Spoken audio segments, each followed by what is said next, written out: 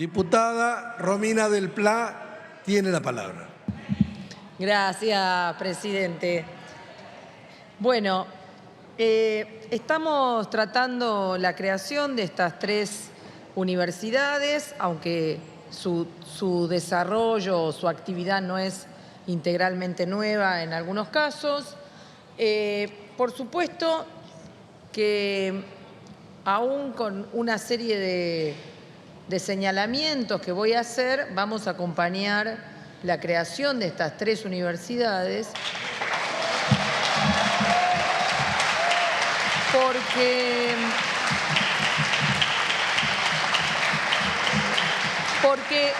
es muy importante que veamos que si atendiéramos algunos de los cuestionamientos para que esto no ocurra, por ejemplo, la crisis educativa en la educación común, el vaciamiento presupuestario y demás, no es que la no creación de las universidades van a resolver eso, porque el dinero que hoy no está yendo a la educación común tampoco va a ir a la educación común si esto no se crea.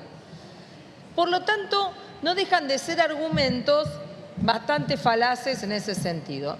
En cambio, yo sí voy a hacer una serie de señalamientos para que justamente no se agudice parte de esa crisis que tenemos en el desarrollo educativo, que un aspecto muy importante lo tiene a partir del vaciamiento presupuestario que de conjunto el sistema educativo tiene, tanto el universitario como el de la educación común, podríamos decir.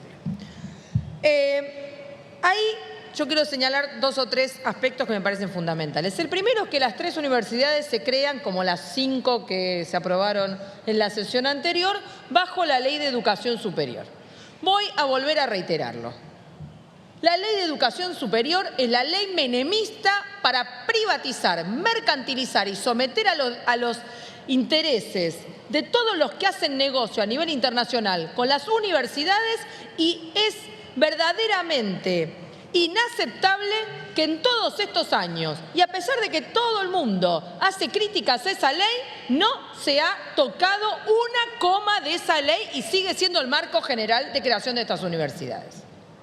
Esto no es un tema menor, porque no solo ha sido el festival de los posgrados pagos, el acortamiento de las carreras, para que entonces el que estudia tenga que, para tener un título realmente de alguna importancia, terminar teniendo que pagar más tarde o más temprano, que significa un vaciamiento de contenidos, etcétera, sino que ha creado la CONEAU, que justamente es la enemiga de la autonomía universitaria, y tantos otros asuntos que hay al respecto.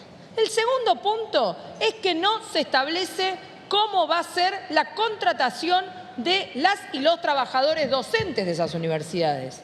Y por lo tanto, de antemano ya queda claro que no van a respetar el convenio colectivo de trabajo de la docencia universitaria que se ha aprobado en abril del 2015. ¿Qué es lo que pasa en la enorme mayoría de las universidades que hoy existen? Y entonces, ¿eso qué genera? Trabajo por contrato, monotributo, que aquel que no le gusta a las autoridades de la universidad, de pronto no se le renovó el contrato, sea el cuatrimestre, sea el año, y eso es el peor enemigo de la calidad educativa, de la autonomía y la libertad de cátedra y, por supuesto, de la tarea creativa, científica, crítica, de fondo que tiene que ser la educación.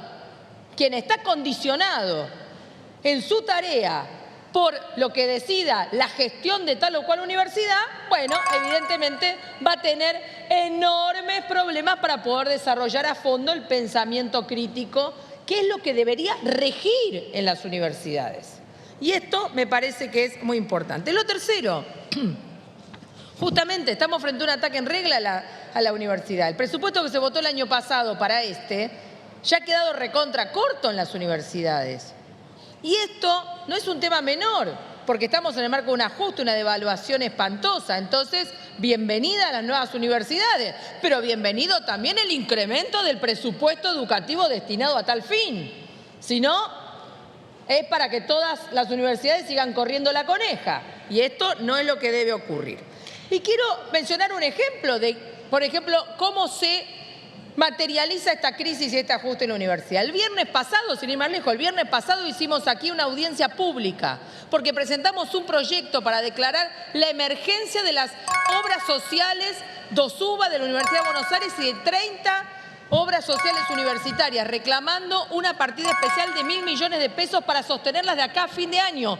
Porque si no, ¿qué pasa? La docencia universitaria en actividad, jubilados, los ad honorem, que son los que trabajan gratis en gran parte de las facultades y demás, no tienen cobertura de ningún tipo. Hay una crisis pavorosa. Acá vinieron cantidad de docentes universitarios y jubilados que no están pudiendo acceder. Se caen los prestadores, copagos, aranceles, etcétera. Esta es la realidad dramática de quienes dedican su vida a la universidad, a la investigación, a la enseñanza y sin embargo tienen que atenderse y no tienen cómo en muchos casos. Esto es lo que está ocurriendo en realidad. Entonces, por último, Su tiempo, además diputada, de hacer un llamado a que se trate este proyecto que hemos presentado, invito a todas y a todos a prestar atención y a que se trate con urgencia.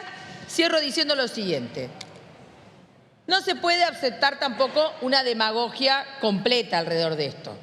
El gobierno ha presentado un proyecto de financiamiento educativo para llevar del 6 al 8% del PBI el financiamiento. Sin embargo, hoy rige el 6%. Se ha cumplido solo 3 años de los 15 que lleva vigente. Llevan una deuda contra la educación que es un 5% del PBI, una enormidad. Entonces, el principal problema es si están dispuestos a cumplir esas cosas que dicen. Porque hasta ahora la prueba es que no. Se vota la ley y después las cosas no se cumplen integralmente. Entonces, en ese sentido, quiero que quede claro que en el marco de esta tremenda crisis que hay económica y que afecta obviamente a la educación y obviamente a las universidades, vamos a tener que seguir peleando fuertemente en defensa de la educación pública, gratuita, laica, científica, de calidad, que es la que construimos los que trabajamos en ella y las defendemos contra los gobiernos que uno tras otro no hacen más que atacarlas. Así que bienvenida a las nuevas universidades y también todas estas advertencias que tienen que ver con la realidad que viven las y los que integramos la comunidad de las universidades nacionales. Muchas gracias. Muchas gracias, diputada del PLA.